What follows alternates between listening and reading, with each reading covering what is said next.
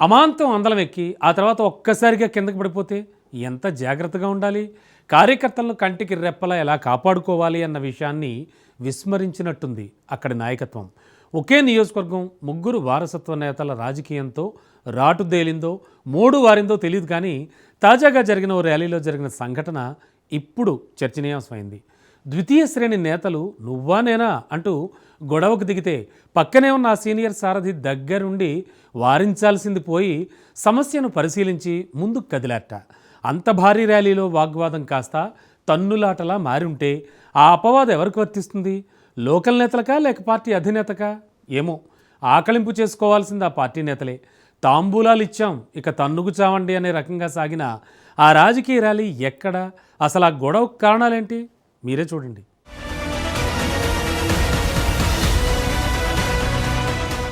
మాజీ ఎమ్మెల్యే శ్రీకాంత్ రెడ్డి పక్కన నేనుండాలి, కాదు నేనే నడవాలి అంటూ ఇద్దరు ద్వితీయ శ్రేణి నాయకులు పోటీపడ్డారు.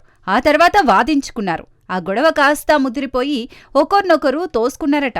6 నియోజకవర్గాలకు సంబంధించి అన్నమయ్య జిల్లా కేంద్రంలో జరిగిన సంఘటన ఇది. గొడవ చిన్నదే, కానీ రాయచోటి మాత్రం సున్నితమైన ప్రాంతం. మహామహులైన నేతలు హాజరైన భారీ కార్యక్రమంలో వివాదం ముదిరి పాకాన పడి ఉంటే ఆ చెడ్డ పేరు ఎవరికి అన్నది మాత్రం ఆ పార్టీ నేతలే తేల్చుకోవాలి.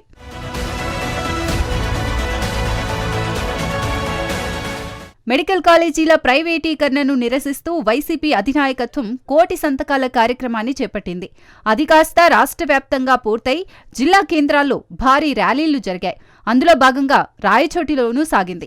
ఈ కార్యక్రమానికి స్థానిక మాజీ ఎమ్మెల్యే గడికోట శ్రీకాంత్ రెడ్డితో పాటు అన్నమయ్య జిల్లా అధ్యక్షుడు, Rajampet MLA Akepati Amarnath Reddy, party parliament పరిశీలకుడు సురేష్ బాబు, తంబళ్లపల్లి ఎమ్మెల్యే పెద్దిరెడ్డి ద్వారకానాథరెడ్డి, ఎమ్మెల్సీ రమేష్ యాదవ్ తదితరులు హాజరయ్యారు. దాదాపు 3 లక్షలకు పైబడి సేకరించిన సంతకాల ఉత్సాహంతో ర్యాలీ చెక్పోస్ట్ సర్కిల్లోని శివాలయం నుంచి మొదలై నేతాజీ సర్కిల్ దాకా సాగింది.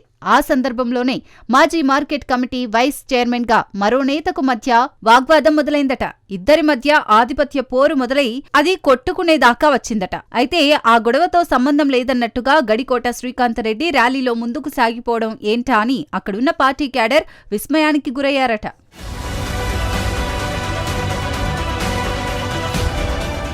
ద్వితీయ శ్రేణి నాయకగణం మధ్య విభేదాలు ఇలా రచ్చకెక్కితే ఇక ప్రధాన నేతల మనసులో సైతం స్పర్ధల సారాంశం ఎవరికీ అంతు చిక్కకుండా ఉంటున్నాయట. ప్రస్తుతం రాయచోటి కేంద్రం వైకాపా నుంచి 3 సీనియర్ నేతల వారసులు పార్టీలో కొనసాగుతున్నారు. వారిలో గడికోట మోహన్ రెడ్డి తనయుడు శ్రీకాంత్ రెడ్డి, రెడ్డప్పగారి రాజగోపాల్ రెడ్డి తనయుడు రమేష్ కుమార్ రెడ్డి, సుగవాసి పాలకొండరాయుడు కుమారుడు బాలసుబ్రహ్మణ్యం ఉన్నారు. ఈ 3 వివిధ రాజకీయ పదవులు అనుభవించిన సీనియర్ నాయకులే.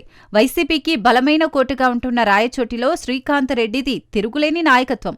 ఒంటి చేత్తో రాజకీయం నడిపిన ఈయన 2024లో జరిగిన ఎన్నికల్లో మండిపల్లి రాంప్రసాద్ రెడ్డి చేతిలో ఓటమి పాలయ్యారు.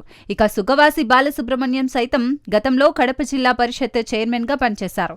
ఆ తర్వాత 2024 ఎన్నికల్లో టీడీపీ టికెట్టుపై రాజంపేట స్థానం నుంచి పోటీ చేసి ఓడిపోయారు.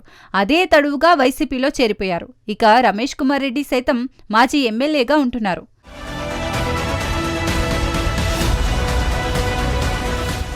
ఇలా బలమైన నాయకత్వం కలిగి ఉన్న రాయచోటిలో వైసీపీ నాయకత్వం సత్తాను చాటాల్సింది పోయి కార్యకర్తల మధ్య రేకుతున్న చిన్నపాటి వివాదాలను పట్టించుకోకపోవడం విమర్శలకు దారితీస్తోంది. అలాగే పార్టీ కార్యక్రమాలకు గడిచిన కొంతకాలం నుంచి సుగవాసి బాలసుబ్రహ్మణ్యం దూరంగా ఉండటం కూడా అనేకమైన అనుమానాలను లేవనెత్తుతోందట. ఆయన అధికార పార్టీని వీడి వైసీపీలో చేరారు తప్పితే అదే పార్టీలో యాక్టివ్గా పాల్గొనలేకపోతున్నారట. అలాగే రమేష్ రెడ్డి కూడా ఈయనకు పార్టీ హిందూపురం పార్లమెంటు బాధ్యతలు అప్పగించడంతో ఎక్కువ సమయాన్ని అక్కడే కేటాయిస్తున్నారని సమాచారం. ఇలా రాయచోటిలో 3 నేతల బలమైన నాయకత్వం ఉండి కూడా ముభావంగా ఉంటున్న పరిస్థితులు నెలకొన్నాయని చెప్పవచ్చు. ఓటమి పాలైనప్పుడు జాగ్రత్తగా వ్యవహరించాల్సిన నాయకత్వం ఇంత బాధ్యతారాహిత్యం ప్రదర్శించడం ఏంటా అనేదే అసలు సిసలైన ప్రశ్న.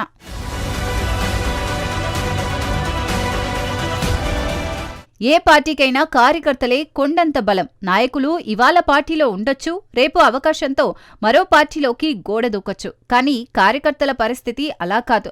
వాళ్ళున్నంతకాలం కరుడుగట్టిన అభిమానంతో నమ్ముకున్న పార్టీకి, అధినేత ఆశయాలకు కట్టుబడి ఉంటారు. అలాంటి అనుచర గణాన్ని, కార్యకర్తల సమూహాన్ని కాపాడుకోవాల్సిన బాధ్యత ఆయా నాయకత్వంపై ఖచ్చితంగా ఉండాలని పార్టీ శ్రేణులు కోరుకుంటున్నారు. ఓడిన స్థానంలో గెలుపు కోసం ఆరాటపడాలి. కార్యకర్తలకు వెన్నుదన్నుగా ఉండి వాళ్ళ అభీష్టాలను నెరవేర్చినప్పుడే మళ్లీ అందలమెక్కే అవకాశాలుంటాయని గ్రహించాలి.